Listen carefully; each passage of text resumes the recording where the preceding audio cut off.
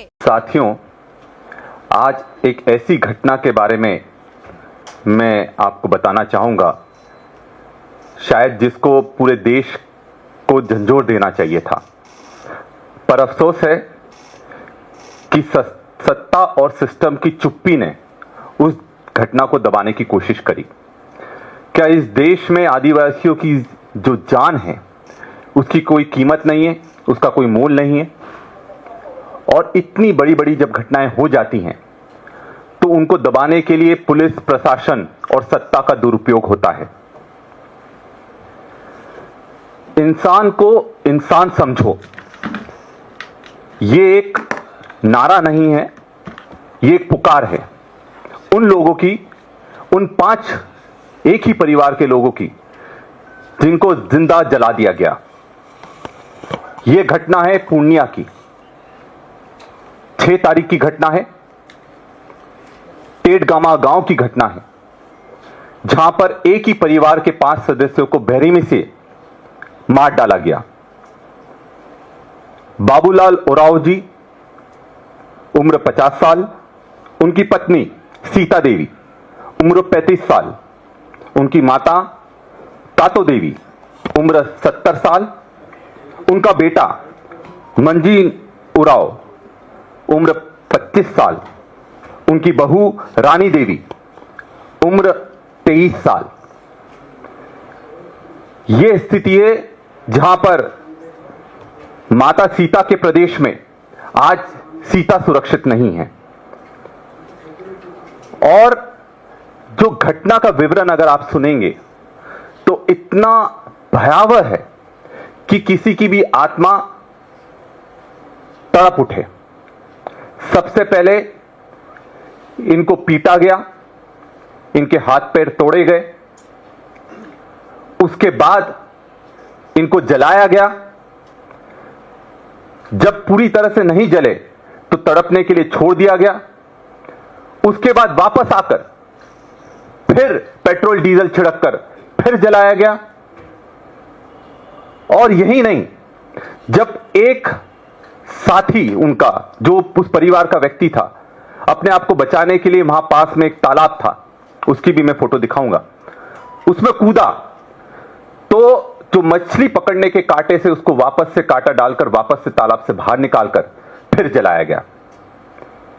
और यह कब करा? उनके भाइयों के सामने, उनके सामने इस पूरी घटना को अंजाम दिया गया। उनके गर्दन पर तलवार रख दी गई और उनको दिखाया गया, ताकि वो डर जो एक मन में जो जगाना चाहते थे उस परिवार के, उनको डराने के लिए उनके भाइयों को भी वहां खड़ा करा गया। बात यह है कि यह घटना 200 से 250 लोगों ने अंजाम दी। कोई 1-2 लोग नहीं थे, 200 से 250 लोग थे। और यह भीड़ कौन थी? किसका संरक्षण था? किसने उकसाया था? यह सबके सामने आना चाहिए, क्योंकि यह पूरी तरह से सोची समझी साजिश थी और यह नरसंहार किया गया है बिहार के पूर्णिया के टेडगामा गांव में। राहुल जी के निर्देश पर हम लोग वहां गए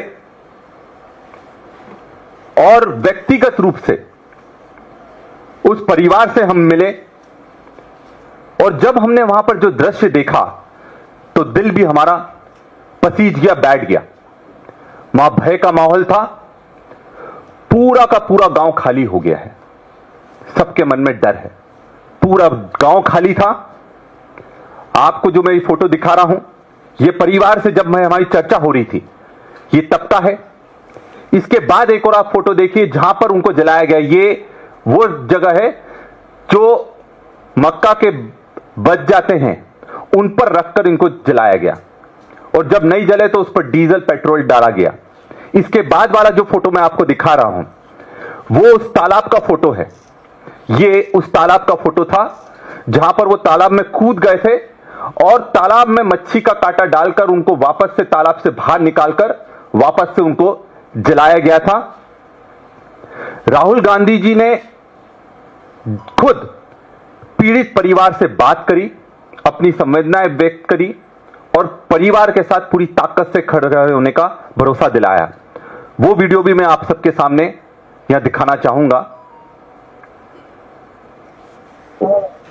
राहुल गांधी जी बात करेंगे। हेलो हेलो, नमस्कार। नमस्कार सर। रामदेव का था पहले, पुराना रामदेव का था ना सर, लड़का। हाँ, तो विकरा उकरा मैं सब अलगाने गया था नकुल का। उसके बाद आ गया, उसी के घर में भगना था, उसका भगना था, उसी को कावन हुआ यहाँ लाके साथ में हमको भी ले आया, यहाँ छुड़वा दिया और मारपीट किया उसी 10-11 बजे रात में। इसमें पूरी घटना ये थी भैया कि ये भाइयों को भी पकड़कर वो लाए थे और इनके सामने उनके जो भाई था उसको पूरी तरह पहले मारा, उसके पत्नी को भी बुलाया बाहर से और फिर उसको भी मारा। इनकी जो माता जी थी वो भी बाहर थी, तो दूसरे घर से बुलाकर उनको भी फिर मारा। पहले तो बहुत मारा, उसके बाद फिर जला दिया। एक बार नहीं टोटल मरे? इसमें कुल मिलाकर 5 लोग मरे हैं, 5 लोगों को जिंदा जलाया गया है। और जिनने मारा है ये इनके परिवार के नहीं या किसी? नहीं, ये गांव के हैं, परिवार के नहीं है, गांव के। अच्छा, मतलब अभी हम दे रहे थे मगर परिवार एक नहीं है? परिवार एक नहीं है, ये एक गांव के हैं पर परिवार एक नहीं है। पुलिस वाले आप क्या कर रहे हैं? पुलिस वालों ने अभी तो 3 लोगों पर एफआईआर हुई है अभी, और कुल मिलाकर 150 लोगों को अज्ञात में दर्ज करा है। 3 लोगों को पकड़ा है और 150 लोगों पर अज्ञात में दर्ज करा है। 23 नामजद है, 3 गिरफ्तार और 3 गिरफ्तार हैं। हम लोगों ने इनको पूरा हिम्मत दी है कि अब साथ में हैं और पूरी ताकत से आप लोगों की लड़ाई लड़ेंगे जब तक कि दोषियों पर कार्रवाई नहीं होती है। मैं तो बता दे रहा। जी भैया। आपने देखा राहुल गांधी जी ने खुद उस पीड़ित परिवार से बात करी है। सवाल यह है कि जब दिल्ली में बैठकर राहुल गांधी जी को आखिरी पंक्ति के व्यक्ति की चिंता है, उनकी दुख की चिंता है, उनके दर्द की चिंता है, तो बिहार में बैठकर बिहार के मुख्यमंत्री जी को चिंता क्यों नहीं है? इतनी बड़ी घटना हो जाती है और उनका एक भी स्टेटमेंट नहीं आता है। इतनी बड़ी घटना हो जाती है, उनका एक ट्वीट तक नहीं आता है। क्या बिहार के लिए यह सामान्य घटना बन गई है कि जब इस आदिवासी को मारा जाएगा, वो उन चीजों से बिहार के मुख्यमंत्री को किसी भी तरह से या वहां की भाजपा की सरकार को किसी भी तरह से कोई सरोकार नहीं है? बिहार में आज ना पानी मिल रहा है, ना सुरक्षा मिल रही है, पर शराब जरूर मिल रही है। और इसका भी मैं उदाहरण दूंगा। हम वहां पर गए, ये वो उनके घर का हैंडपंप है, वहां पर लाल पानी आता है, बहुत ज्यादा आयरन है, बदबू आती है, पीने योग्य नहीं है, पर वहां के आदिवासियों के पास पीने का कोई भी साधन नहीं है। इसके पास में ही एक नल जल योजना का कूप लगा हुआ था, लाइन डली हुई थी, पर उसमें से पानी नहीं आता। और आप देखना इसके अगले वाले फोटो में, ये वहां पर शराब की बोतल पड़ी हुई है। अब आप सोचिए शराब की बोतल वहां आई कैसे?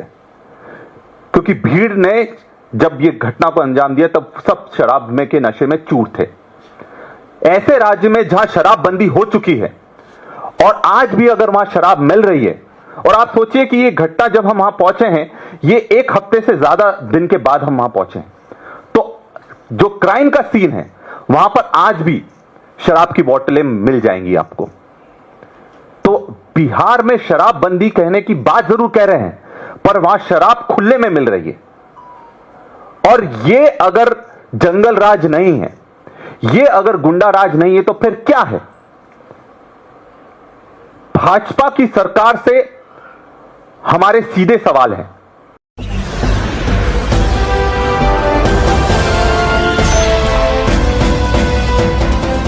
आप देख रहे हैं लाइव न्यूज 99, राष्ट्र सबसे पहले।